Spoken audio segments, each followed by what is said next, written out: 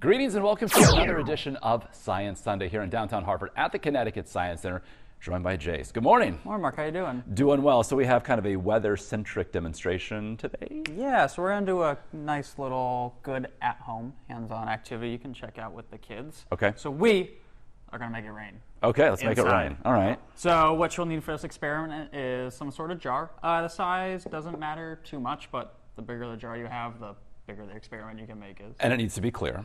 Does need to be clear. Yeah. It was a little bit easier to see, so I just picked a mason jar. And you're going to fill it to about 2/3-ish full of water. And what this water is going to be is our atmosphere, so Okay. the air around us that we breathe in. And the next thing you need is some shaving cream. All right. And this is going to be our cloud. So what I'm going to do is I'm going to put a bunch of shaving cream into our mason jar, just like So we need kind of like the old school shaving cream, not like the gels of today, Yeah, the really green or work- blue. Yeah, exactly. Yeah. So it works better when it's this nice foam because it sits on top of our water nice, just like a cloud sits in the air. Beautiful. Now, the cool thing about clouds is they're actually made out of water.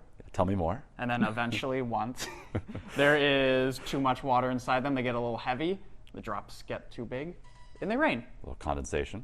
Comes out of the air and it rains, and then we get our nice rainy, wet days. Okay. But we are going to make it rain by now using some colored water and some pipettes. All right. So at home, mason jar, tap water, Yep. anytime. shaving foam, and then water that we can put food coloring in. Yeah, so we use blue and green. Does not matter the colors, whatever. You can use whatever colors you want. And then some sort of apparatus. We have pipettes at the Science Center. You use pipettes, but if you get like a syringe, a pipette, some sort of dropper Okay. that you can then suck up your colored water. And we're just going to keep adding water to the top of our cloud until it will start to rain. So we'll just probably have to add a bunch. Feel free to add it pretty quickly because we got to get this cloud heavy. We got to get oversaturated with water. All right. We're getting there.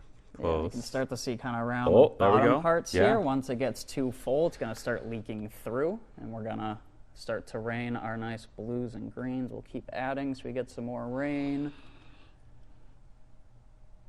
All right. So Life Science, you guys are always doing experiments throughout the Science Center, any given day of the week. Yes, we always have nice little activities that you can come check out, in addition to what's already out like in our exhibit spaces, those galleries there.